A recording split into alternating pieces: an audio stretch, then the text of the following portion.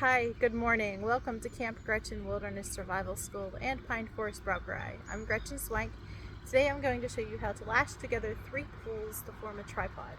I'm going to do so using cordage that I crafted myself, and I'm also going to show you some paracord, 550 cord that is always a great idea to carry with you in your pack in a little prep bag in case you get stuck out there on your adventures. So I did post a video a couple of weeks back on how to craft cordage from various vegetation that you come across in the environment that you may find yourself in. I'm just going to do a quick refresher on that. So this cordage is created from blue sedge grass that I had in my yard, which I'm seated in now in front of my bees in my garden. And the sedge grass was growing right over there near my fence line, and I crafted a good length of it. It's going to remind you how I did so. Just a quick starter. So I just take a good length of the sedge grass. This is a great fibrous plant. So you just want to experiment, again, as a reminder, just experiment with plants in your environment wherever you find yourself stuck or thriving or hanging out, camping, experimenting, and find what plants work for you. I can give you a list of plants for different types of environments, climate zones that you might find yourself in. I find it more fun to experiment. So you just want to give it a few twirls towards you with your right hand until it twists up onto itself, forming a little loop. That's the beginning of your cordage. Then you just want to give it 2 more twists on the right. I just secure it between my little fingers there, and cross the left over, pinch it between my thumb and index finger on my left hand, and give it 2 more twirls on the right. Pinch, cross, left over right, twirl on the right a couple of times, pinch, cross, twirl, pinch, cross, twirl, pinch, cross, twirl, and so on and so forth. And you can already see this is forming a nice, strong, fibrous rope. And when you get to the end of however long, I like sedge grass as a choice for where I'm at right now because it's one of the longer grasses I have in my yard. I get more out of it. You have to splice in once you come to the end of the rope, and obviously the shorter the material you're working with, the more you're going to have to splice in. So I just lay down what I'm working with. Take my next piece. I usually just give it 1 twist and fold. You want one side shorter than the other because if they're the same length, they will not grasp and teeth in and grip very well. Then you just insert it right up in the V, in the bend there, and just continue on. 2 twists on the right toward you, pinch, cross the left over, the left becomes the right for 2 twists toward you, pinch, cross the left over, and you just continue on your way. You see that splicing just continues to become part of your rope. There you go. Just a little reminder of how I created this. You can see some little ends and some, like I call them hairs, sticking out there. You could burn them off and make it nice and neat, and this will soften over time and actually become like really pliable. And there's actually some sections that I already have. When I'm out there doing my thing, and I'm there for utility and getting the job done. I'm not worried about looks, or if it doesn't hinder what I'm doing, if it doesn't get in the way or take away from the integrity of the task at hand, I don't bother with how pretty it looks or anything like that, as long as it gets the job done. So just a quick note there. And this is 550 paracord, 550 tensile strength. I always like to carry, I always tell my students, carry this with you in your survival kit bag. This is a new, fresh cordage.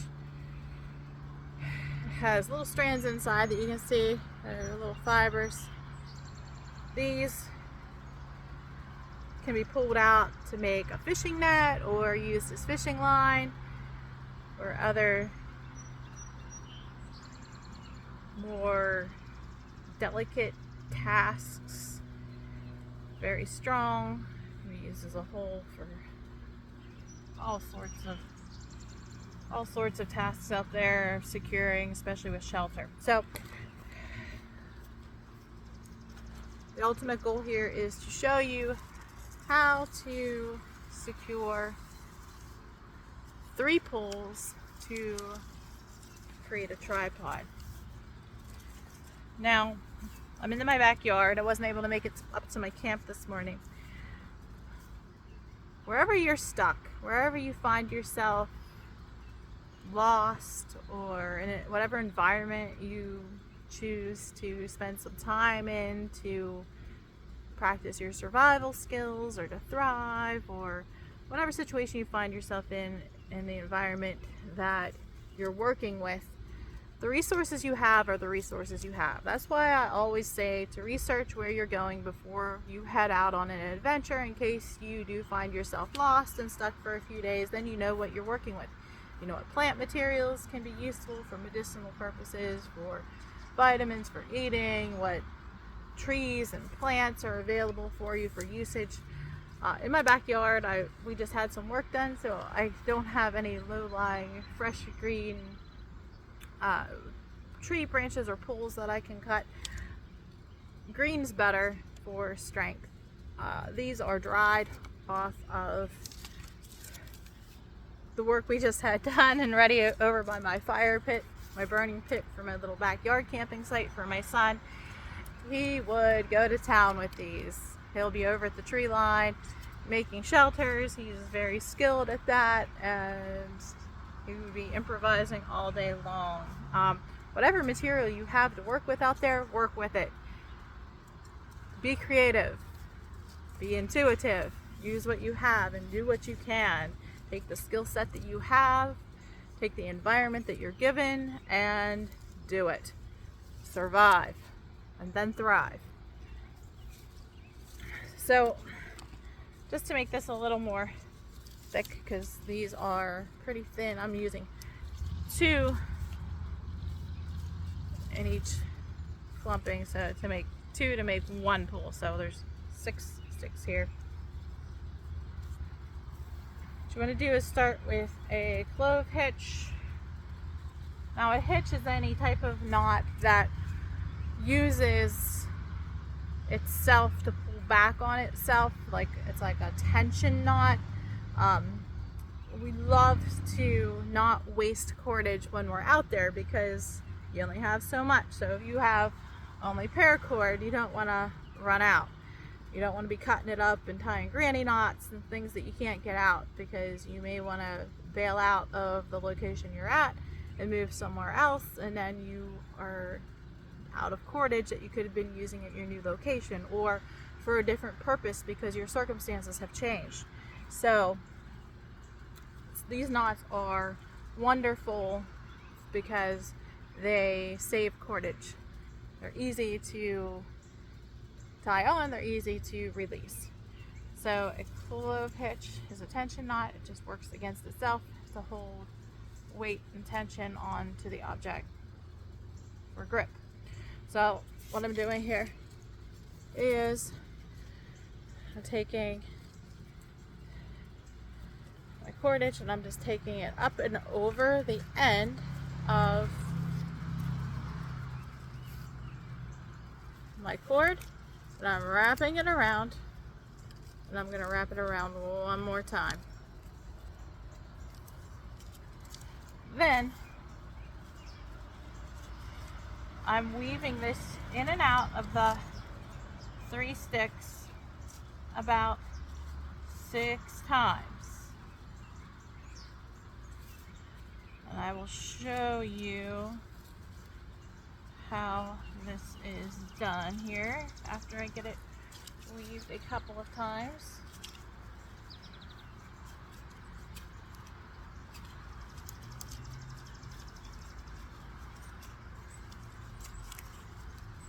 So you can see I already have it done maybe 3 times. I'm just weaving it in and out.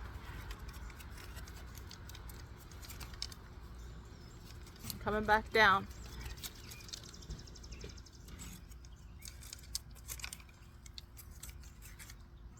Now, what I'm going to do is I'm going to frap it. So frapping is some twists in between the gaps here.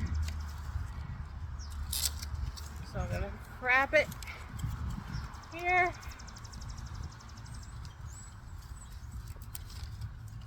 Go around that a couple times.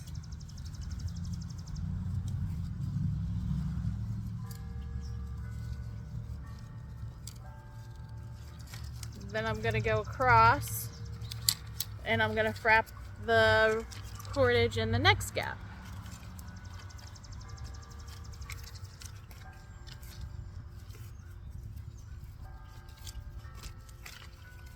And then I'm coming over here to the final pull and I'm just putting another clove hitch on. Again, that's that tension knot. So I have my end here and I'm just tucking it up under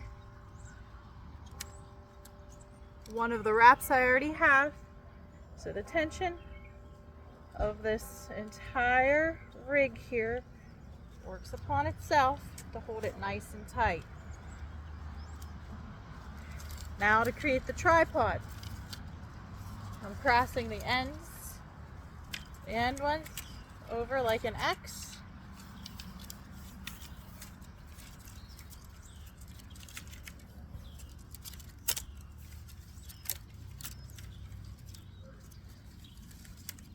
So you can see here I crossed the end ones over like an X in the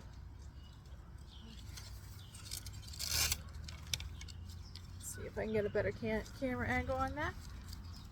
I'm trying not to do too much movement there with the camera because it's fixed where it's at because I'm in my garden, not in my camp where I could improvise a little bit better. Crossing over that back one. Okay? See? There's the X. Now I'm standing it up. I'll stand this up right in front of the camera here. I'll show you how it stands up.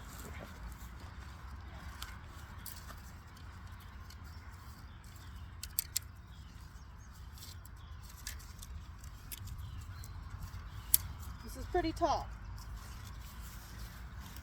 So it's pretty tall. So you can make it however height, whatever height you would like for it to be, and it will freestand.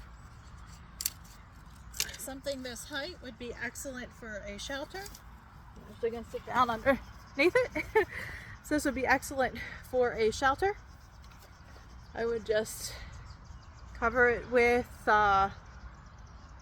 I would use thicker poles, obviously, for shelter, and then lean bigger poles in. I actually did this with the kids at my son's school where I teach wilderness survival as one of their enrichment blocks. I taught them how to make a really cool teepee structure by doing this exact thing with some paracord, and they rocked it out. It was really cool. I love watching kids make shelters. They are the most creative because they don't really think about, well, I was taught this method or I was taught that method and I have to go with it. And if I don't have these materials, what do I do? They just roll with it and they just get creative. And oh my gosh, I have to post some pictures of the shelters that the kids at that school have built. They're amazing. Anyway, but I digress. So just gonna make a shelter. This could also make a smoker. So for smoking meat from anything that you catch out there while you're hunting, to smoke it for food preservation, for long-term consumption. You can make a shelf in here. Obviously it'll be a little smaller, a little shorter, so you want to make it to the size of your needs. Get really creative, and you know, if you're just really going to town with your shelter, it could become a shelf. You know, make a tripod shelf, and so you could, like, you could have a smoker or you could have a shelf and just like to set things on. So the tripod can come in handy for a bunch of different things. I could go on, but I won't. I think you get the picture and the idea. But again, this was created and secured with the cordage that I crafted, and that is very tight and very secure. That will last you. That will do you out there. So if you forget your paracord, or if you're just on the more traditional ancestral side of things and bushcrafting, there you go. You don't need to go to the store and buy all the fancy bells and whistles, though I do recommend carrying this with you. I was trained in the modern school and I stick by that, but know what's in your environment, know how to use it, because you never know what's going to happen or when you're going to need it. On the quote-unquote ancestral side of things, I'm going to include this video on my Pine Forest Broker Eye YouTube channel, because our ancestors had these skills. When our ancestors settled in Pennsylvania, our Pennsylvania Dutch